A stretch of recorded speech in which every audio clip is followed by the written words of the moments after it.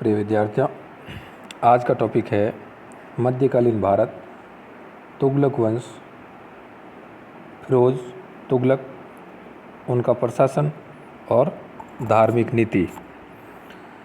फिरोज तुगलक का जन्म 1309 ईस्वी में हुआ था। उसके पिता का नाम मलिक रजब था। गयासुद्दीन तुगलक ने अपने भाई की मृत्यु के बाद फिरोज की देखभाल की। मोहम्मद तुगलक ने भी उसका विशेष ध्यान रखा। उसे राजनीति एवं प्रशासन की समुचित शिक्षा प्रदान की, क्योंकि वो उसका चचेरा भाई था। उसे अमीर हाजब के पद पर नियुक्त किया। इस पर रहते हुए उसने मोहम्मद तुगलक की सेवा कर उसका विश्वास प्राप्त किया। उलेमा के सहयोग से 22 मार्च सन 1351 में ठट्टा में ही फिरोज का राज्याभिषेक संपन्न हुआ। खुदा बंदाजादा ने भी यह निर्णय स्वीकार किया। इस प्रकार फिरोज तुगलक अकुशल, ढीले प्रशासन, कमज़ोर विदेश नीति, दोषपूर्ण सैनिक संगठन के दुष्प्रभावों के परिणाम स्वरूप सल्तनत का तेजी के पतन और विघटन का कारण बना। मोहम्मद तुगलक के प्रशासन काल में जो दिल्ली प्रशासन सल्तनत से अलग हो गए थे, उन्हें पुनर्जीवित करने का या पुनर्विजित करने का प्रयास फिरोज तुगलक ने नहीं किया। प्रशासन के मामले में फिरोज का दृष्टिकोण सस्ती लोकप्रियता अर्जित करना था।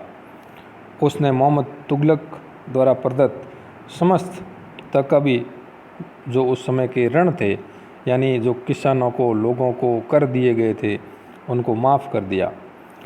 दंड संहिता को संशोधित करके दंडों को अधिक मानवीय बनाया तथा सुल्तान को भेंट देने की प्रथा को समाप्त कर दिया।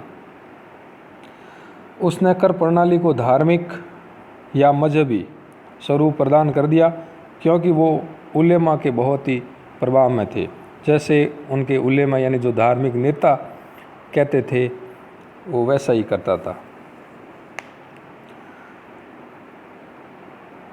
कम से कम 23 प्रचलित करों को समाप्त करके इस्लामी शरीयत कानून द्वारा अनुमत प्राप्त केवल 4 कर आरोपित किए, जो इस प्रकार है: जजिया, ज़कात, खमस, खराज। जजिया हिंदुओं से लिया जाता था। ज़कात मुसलमानों से कुल आय का 2.5% लिया जाता था।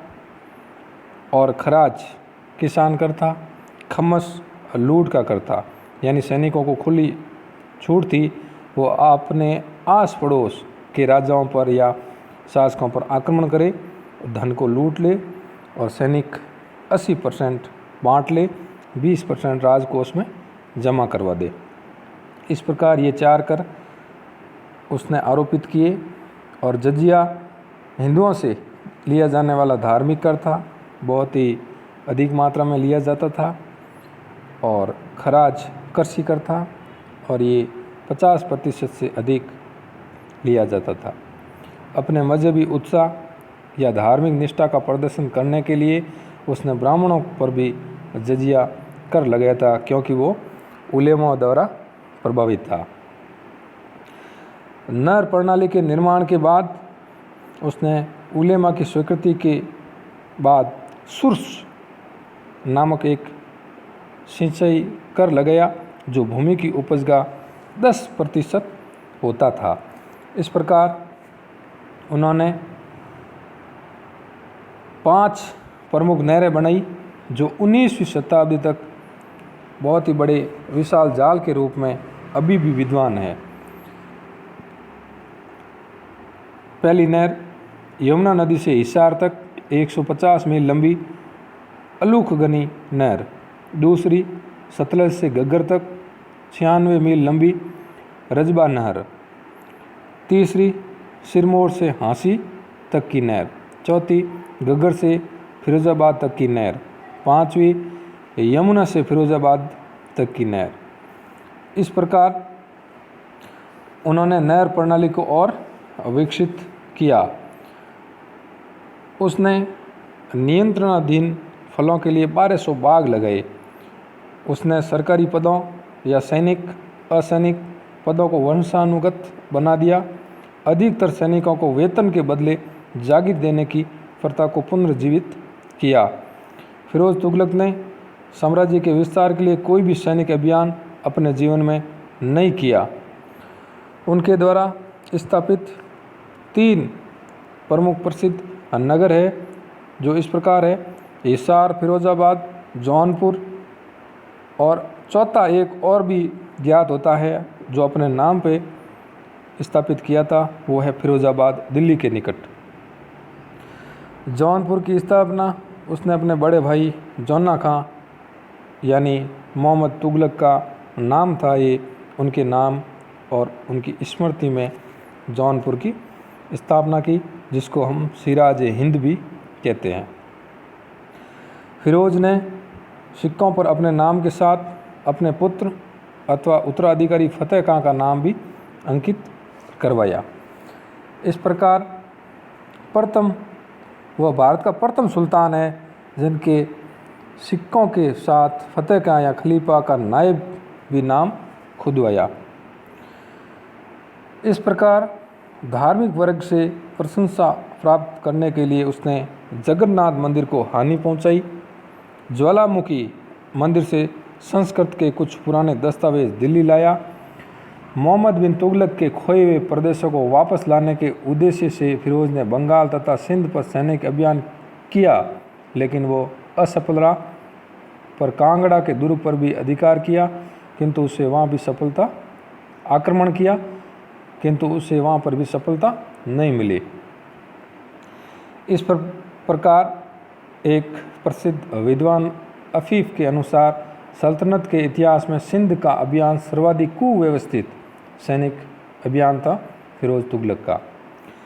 सिंध सैनिकों द्वारा पीछा किए जाने पर यह कहावत प्रसिद्ध हो गई, क्योंकि जब उसने सिंध पर आक्रमण किया था फिरोज तुगलक ने, तो वहाँ के सैनिक सामने डटे। फिरोज तुगलक वहाँ से भाग गया और सिंध के सैनिक उनके पीछे पड़े और ये कहावत प्रसिद्ध हो गई: देख शेख प्रताप, एक का कमाल, एक तुगलक मारा गया, दूसरे को जरा संभाल। यानी मोहम्मद तुगलक तो मर गया, अब फिरोज को संभाल। फिरोज खां ने दिल्ली पहुंचते ही एक महत्वपूर्ण घोषणा की: सभी अफसरों को सिंध अभियान में मारे गए हैं उनकी जागीरें उनके उत्तराधिकारियों के नाम बगैर किसी शर्त के और स्थायी तौर पर प्रदान कर दी गई। अफीफ के अनुसार सुल्तान ने एक घुड़सवार को अपने खजाने से 1% रिश्वत दिया ताकि अर्ज में अपने घोड़े के पास करवा सके। ख्वाजा हिसामुद्दीन के एक अनुमान के अनुसार फिरोज सरकार की वार्षिक आय 6 करोड़ 75 लाख टका थी, जबकि अकेले उसके सेना मंत्री वशीर, जिसे अपना प्रारंभिक तौर सुल्तान के एक दास के रूप में प्रारंभ किया था, के पास 13 करोड़ टका धन दौलत थी। यानी उससे डबल, यानी फिरोज तुगलक से भी डबल 2 गुनी उसके सेना मंत्री के पास थे। यह उसकी रिश्वत का परिणाम था। सुल्तान पहला सल्तनतकाली शासक था जिसने राज्य की आमदनी का ब्यौरा तैयार करवाया। फिरोज तुगलक के समय में इजारेदारी यानी ठेकेदारी, यानी कोई खेत या कोई फार्म हाउस ठेके पे दे देना और उससे प्रतिवर्ष आय प्राप्त करना, उसको हम इजारेदारी कहते हैं, को पुनः बढ़ा दिया गया। उसने सैनिकों के पदों को वंशानुगत बनाकर सैनिकों की योग्यता की जांच करने के सरकारी अधिकार को तिलांजलि दे दी, यानी अयोग्यों को भी भर्ती करना शुरू कर दिया। ये उसके सबसे बड़े पतन का कारण बनी, क्योंकि अप्रशिक्षित सैनिक आने लग गए थे।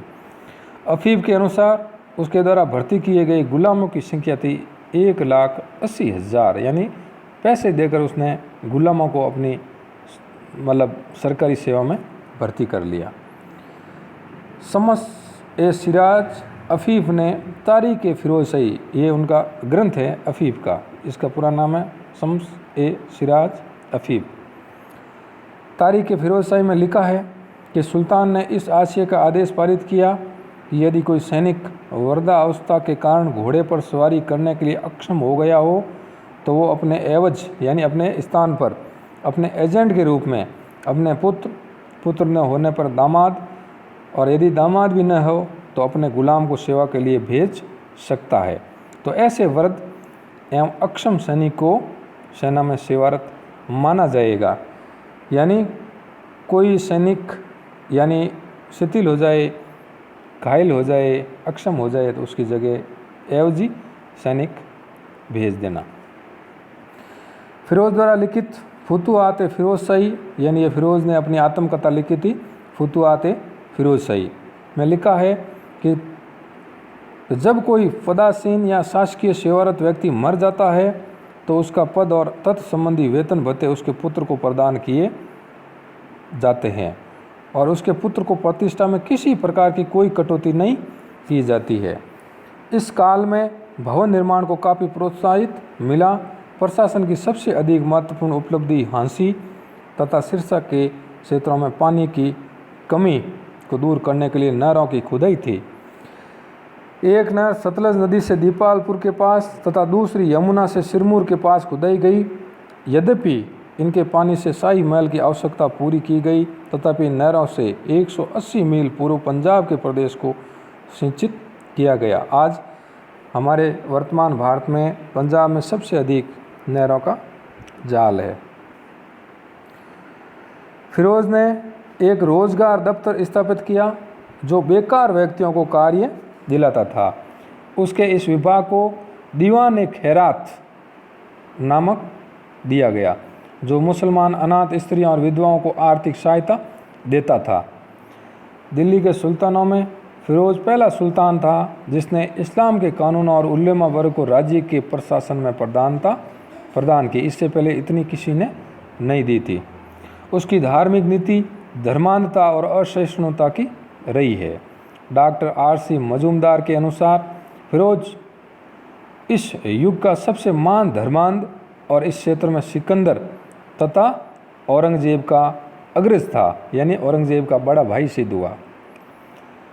फिरोज ने अपने को खलीफा का नायब पुकारा, अपने सिक्कों पर खलीफा का नाम अंकित करवाया, लेकिन हेनरी इलियट और एल्फिस्ट ने फिरोज को सल्तनत युद्ध का अकबर कहा। इस प्रकार वह प्रथम सुल्तान था जिसने विजयों और युद्धों की तुलना में अपनी प्रजा की भौतिक उन्नति को श्रेष्ठ स्थान दिया और उलेमा वर्ग से अपने राज्य को संचालित किया, शासक के कर्तव्यों को विस्तृत किया तथा इस्लाम धर्म को राज्य शासन का आधार बनाया। फिरोज तुगलक ने शस्कानी, जो 6 जितल का एक सिक्का होता था, वो चलाया। अफ़ीफ़ के अनुसार सुल्तान ने अद्दा एवं बिक नामक तांबा एवं चांदी निर्मित सिक्का चलाया। यानी अद्दा यानी वो तांबे का था, बिक चांदी का था। फिरोज को इतिहास एवं चिकित्सा शास्त्र में रुचि थी। संस्कृत में लिखे गए ग्रंथों का उसने फारसी में अनुवाद करवाया। फिरोज को मध्यकालीन भारत का पहला कल्याणकारी निरंकुश शासक कहा जाता है, ऐसा मुस्लिम लेखकों का मानना है। इस प्रकार फिरोज तुगलक अपने जीवन काल में नए नए प्रयोग करता था और प्रसिद्ध इतिहासकार बरनी उसका दरबारी था। उसने तारीख़-ए-फ़िरोज़शाही तथा फतवा-ए-जहांदारी नामक प्रसिद्ध ग्रंथ लिखे। इस प्रकार सितंबर सन 1388 में फिरोज तुगलक की मृत्यु हो गई और तुगलक वंश लगभग समाप्ति की ओर था, क्योंकि उसके बाद के शासक सभी अयोग्य थे।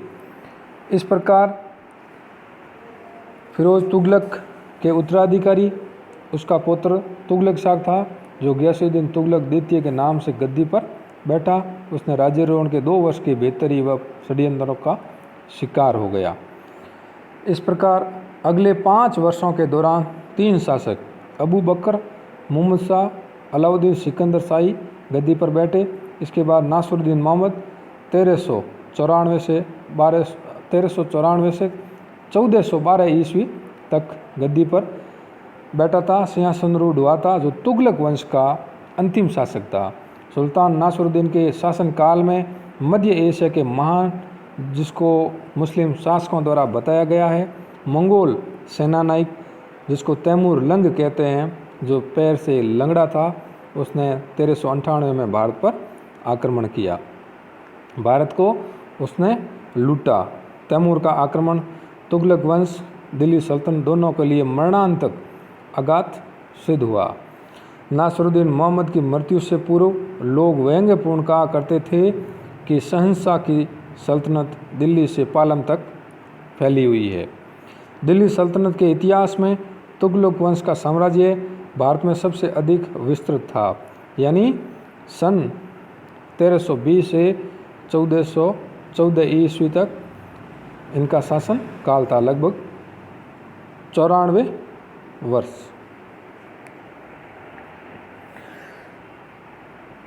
गयासुद्दीन तुगलक के समय से दक्षिण के राज्यों को जीतकर दिल्ली सल्तनत में सम्मिलित करने की नीति अपनाई गई। तुगलक वंश के पतन का मुख्य कारण फिरोज शाह तुगलक और उसके उत्तराधिकारियों की अयोग्यता थी।